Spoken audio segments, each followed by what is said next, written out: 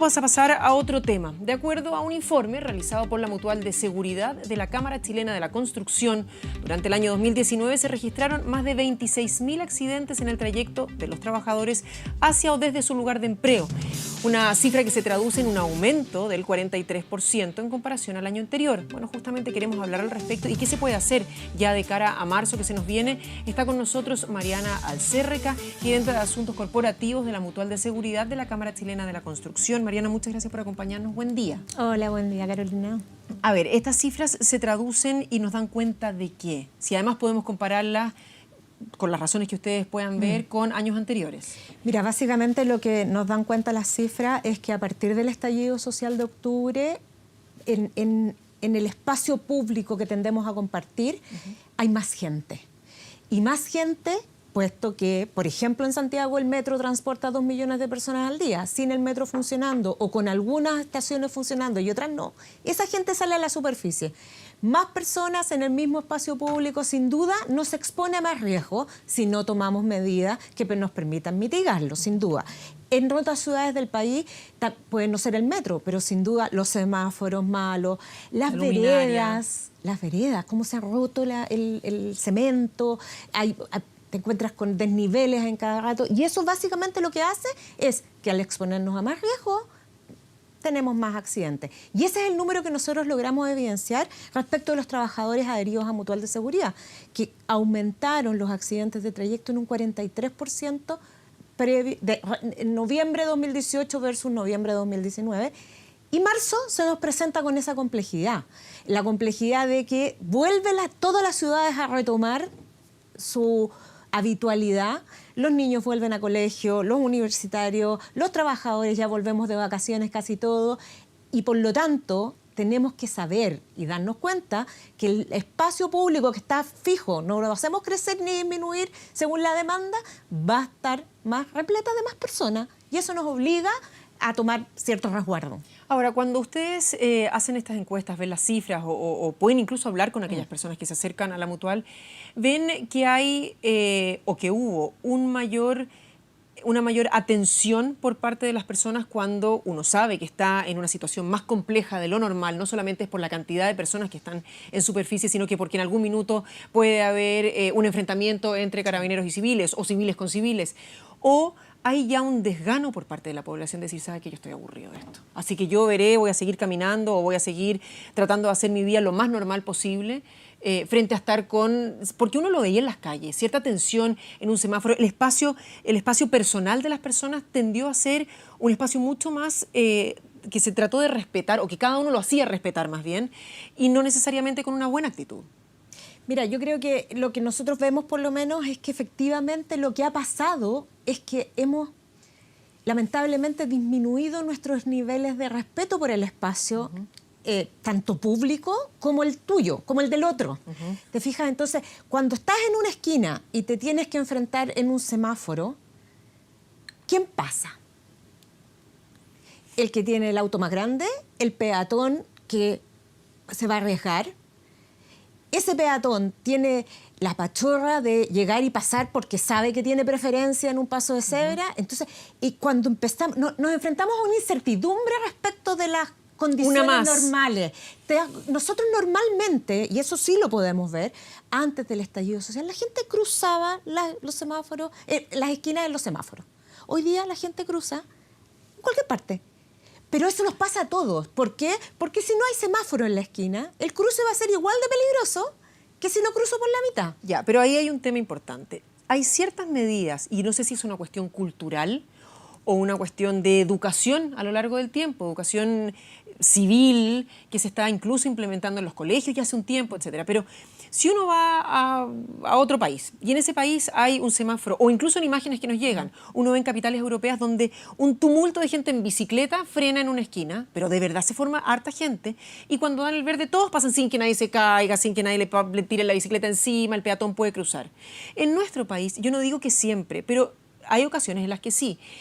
Y no quiero echarle la culpa ni al peatón, ni al ciclista, ni al conductor necesariamente. Pero, por ejemplo, hay ciertas señaléticas o situaciones que se dan respecto a un semáforo en rojo en una vía que tiene solamente una vía para pasar. Funcionan los 2 primeros días. El tercer día ya uno le dice, no, pase nomás el de la construcción, porque en realidad no viene nadie. Se deja de respetar, por lo tanto, obviamente que hay más incidencia de poder hacer un accidente. Mira, sin duda, los accidentes de tránsito tienen un montón de formas de abordarlo que son diferentes. Una, sin duda, es la educación y la cultura.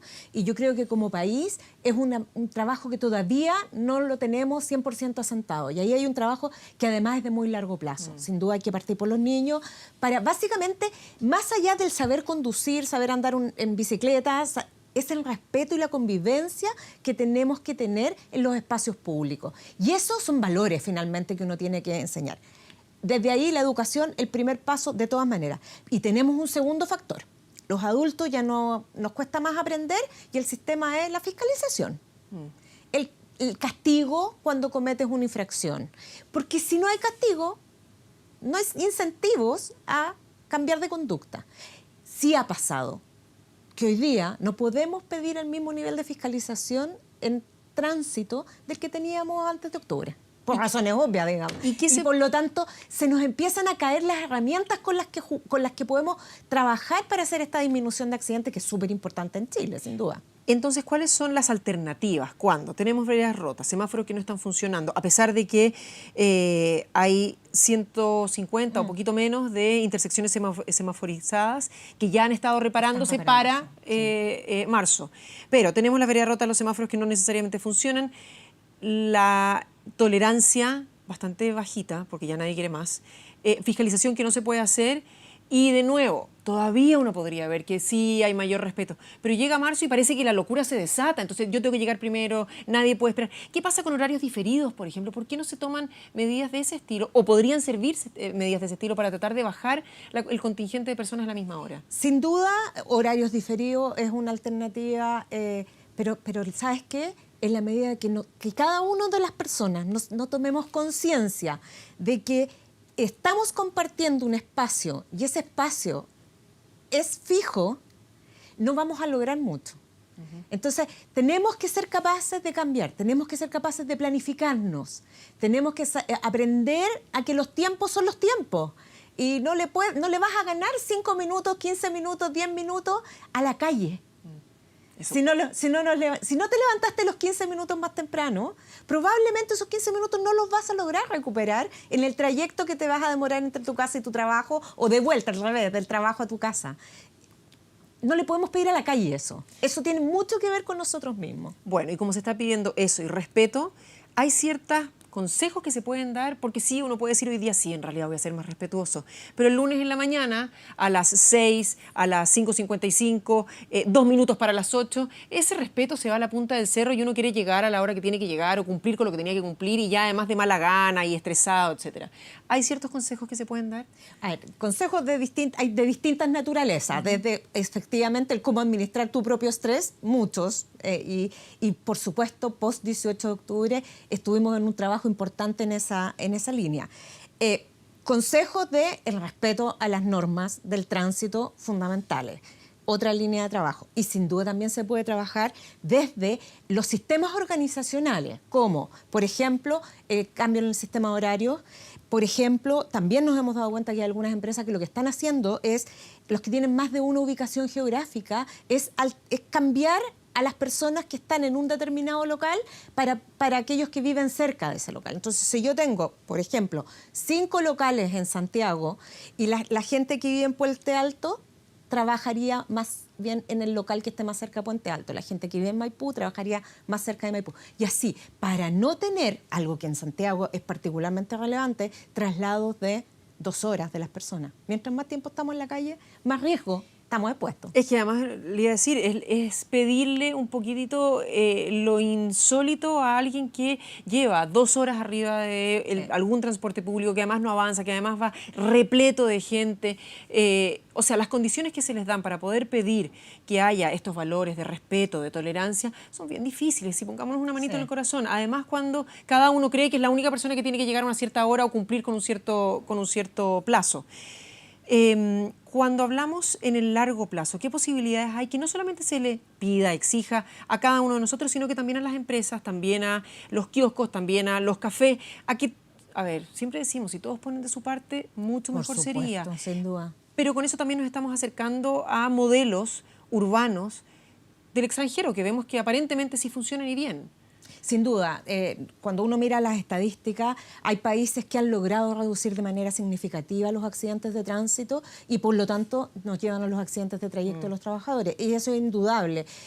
Medidas están básicamente analizadas. Si nosotros hemos analizado el caso español, que es bien impresionante, pues, lograron reducir en 50% los muertos por accidente de tránsito en 6 años. ¿Y cómo? Tan escritas las medidas, desde la fiscalización de velocidad, por ejemplo, un tema súper importante, alcohol, otro tema súper importante, para poder, educación, otro tema fundamental. Entonces, está definido cuál es el plan.